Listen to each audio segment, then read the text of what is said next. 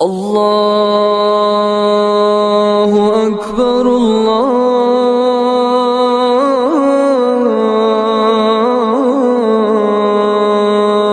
اکبر۔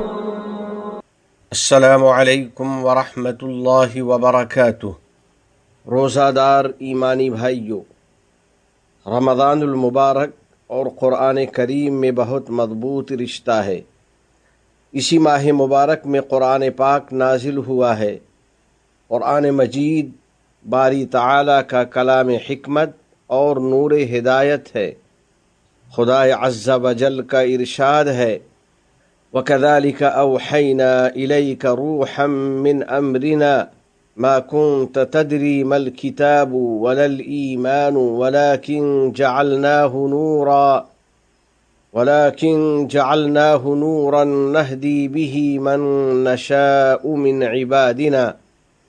اور اسی طرح ہم نے آپ کی طرف اپنے حکم سے ایک روح بطور وحی نازل کی ہے۔ آپ کو اس سے پہلے نہ یہ معلوم تھا کہ کتاب کیا ہے اور نہ یہ کہ ایمان کیا ہے، لیکن ہم نے اس قرآن کو ایک نور بنایا، اس کے ذریعے ہم اپنے بندوں میں سے جس کو چاہتے ہیں ہدایت دیتے ہیں۔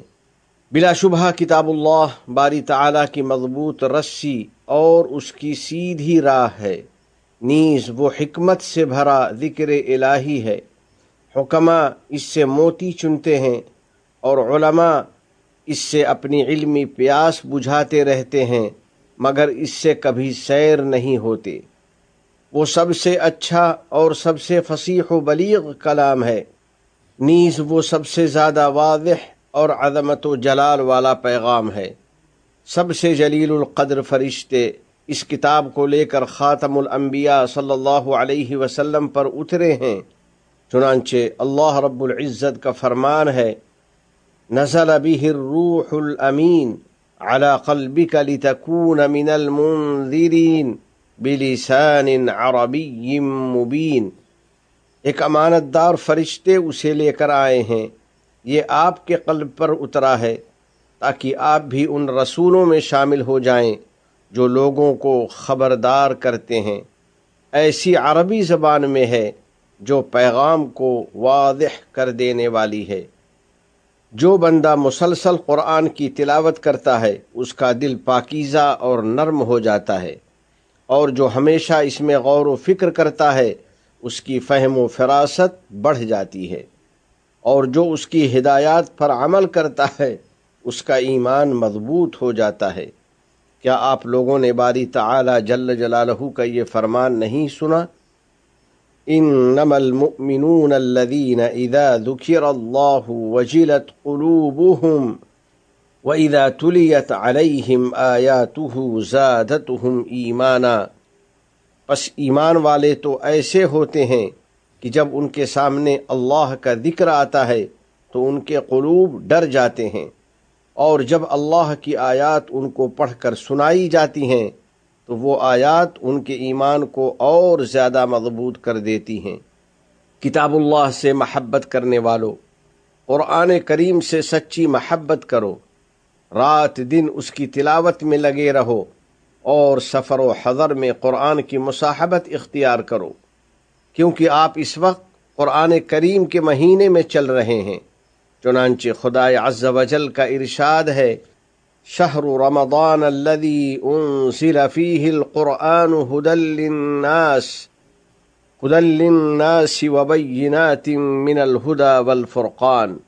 ماہ رمضان وہ ہے جس میں قرآن نازل کیا گیا ہے جو لوگوں کے لیے سراپا ہدایت ہے، اور وہ ایسی روشن نشانیوں والا ہے جو صحیح راستہ دکھاتی ہیں اور حق و باطل کے درمیان دو ٹوک فیصلہ کرنے والی ہیں۔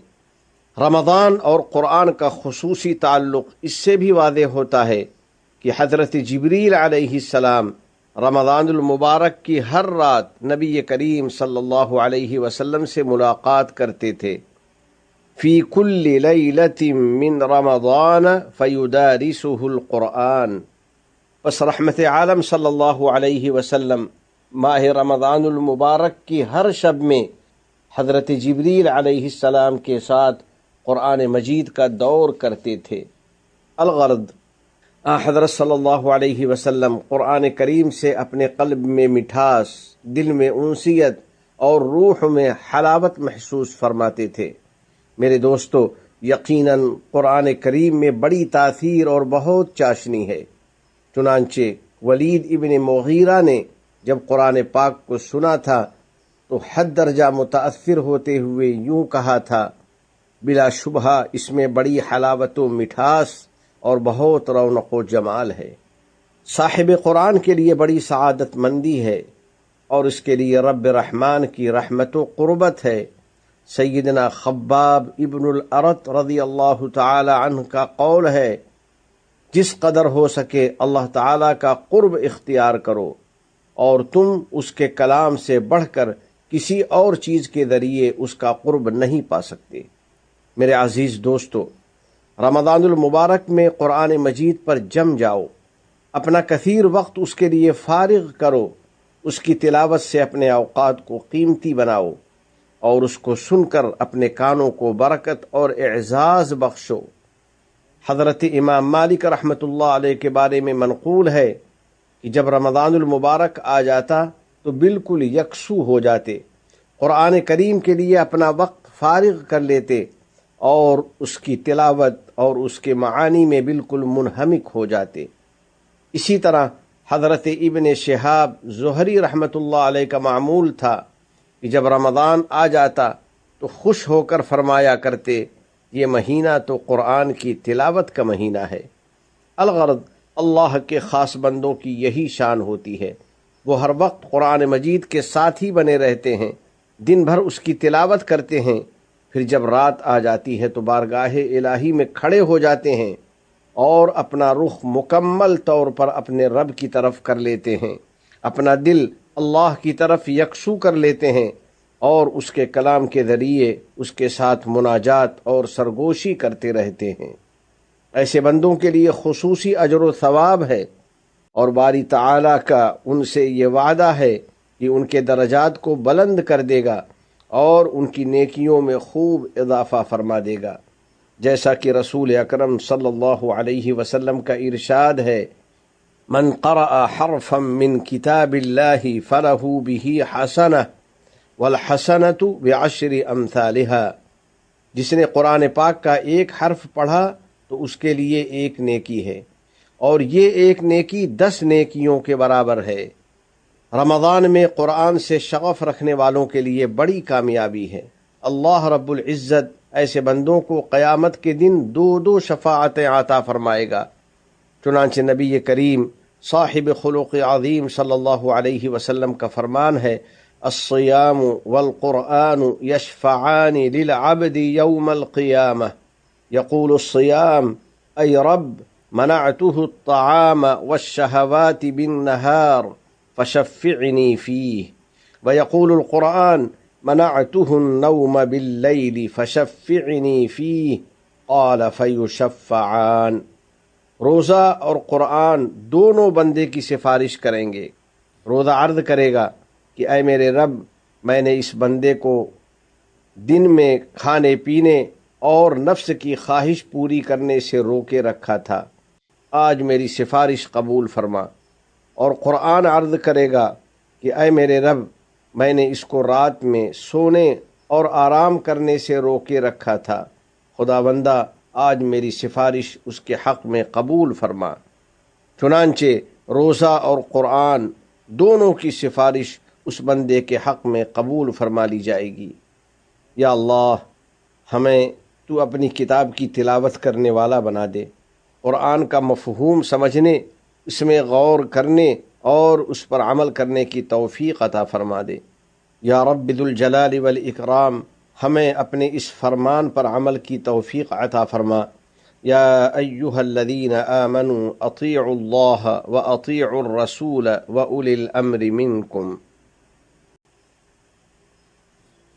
کتاب اللہ کی تلاوت کرنے والوں، گھر کے افراد کا اجتماعی طور پر تلاوت کرنا باعث خیر و برکت ہے۔